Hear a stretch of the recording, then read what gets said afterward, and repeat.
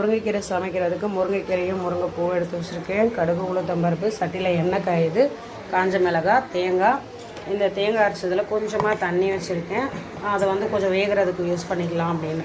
So இதில் கடுகு, உளுத்தம்பருப்பு, கடலைப்பருப்பு போட்டிருக்கேன்.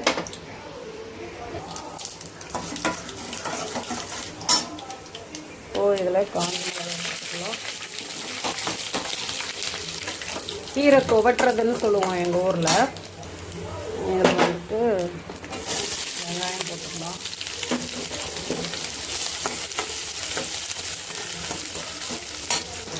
கொஞ்சமாக உப்பு போட்டுக்கலாம். கீரை நிறைய இருக்கிற மாதிரி இருக்கும், சுண்டுனதுக்கப்புறம் கம்மியாகிடும். ஸோ அதனால் உப்பு கம்மியாகவே போடுங்க.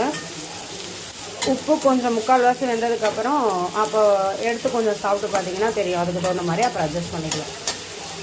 வெங்காயம்லாம் நல்லா சுருளெல்லாம் வேக வேண்டாம், நறுக்குன்னு இருந்தால் தான் நல்லாயிருக்கும். ஸோ இப்போ இந்த கீரையை அள்ளி வைக்கலாம். கீரையை நல்லா வாஷ் பண்ணிவிட்டு உருவி ஃபேன் காற்றுல வச்சு அதுக்கப்புறமா உருவி இவ்வளோ இருக்குது. ஸோ இதை இந்த மாதிரி கொஞ்சம் சட்டி சின்னதாக தான் இருக்குது எங்கள் வீட்டில். கீரை இந்த வாட்டி நிறைய வாங்கிட்டு வீட்டிலேருந்து ஆஞ்சிட்டு வந்ததுனால நிறைய. ஸோ இது கொஞ்சம் சுருளும் போது மீதி இதையும் போடலாம் இதில். ஸோ இதில் இன்னும் பேலன்ஸ் இருக்குது. ஸோ இதை இன்னும் கொஞ்சம் சுருங்கி வந்ததுக்கப்புறம் அதை போட்டுக்கலாம். ஸோ இப்போ கொஞ்சம் சுருண்டு வந்திருக்கு, இந்த பேலன்ஸை போட்டுடலாம்.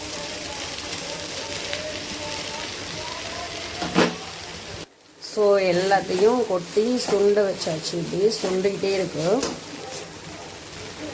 நான் மிளகாய் சீடெல்லாம் எடுத்துகிட்டு போட்டிருக்கேன். ஸோ காரம் பத்தாது. ஸோ ஒரு அரை ஸ்பூன், ஒரு சின்னோண்டு ஸ்பூனாலும் அரை ஸ்பூன் மட்டும் இந்த தண்ணியில் இப்படி மிக்ஸ் பண்ணி வச்சுருக்கேன்.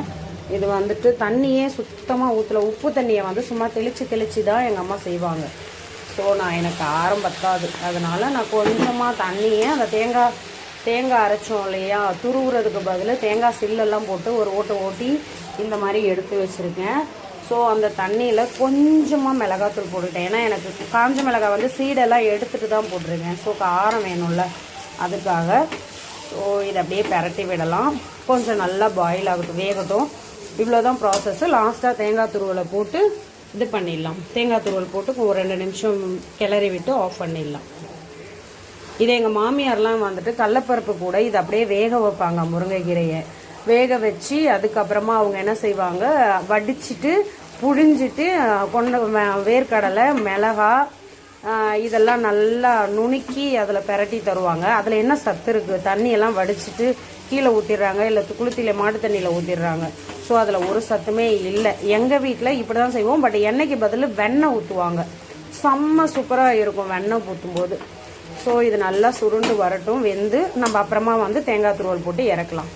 நல்லா வெந்துருச்சு. இப்போ தேங்காய் துருவலை போட்டுக்கோங்க. நல்லா ஃப்ரெஷ்ஷான தேங்காயாக இருந்தால் நல்லாயிருக்கும். அதே மாதிரி கொப்பரைக்காய் தேங்காய் இருந்தாலும் நல்லாயிருக்கும்.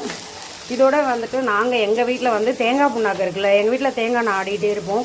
ஸோ தேங்காய் புண்ணாக்கு இருக்கும், அதை நல்லா உதுத்துட்டு போடுவாங்க. சூப்பர் டேஸ்ட்டாக இருக்கும். ஸ்கூலுக்குலாம் எடுத்துகிட்டு போவோம் நாங்கள், ஸ்நாக்ஸ் மாதிரி நாங்கள் படிக்கிறப்ப. ஸோ அவ்வளோதான். இது ஒரு 2 மினிட்ஸில் ஆஃப் பண்ணிடலாம்.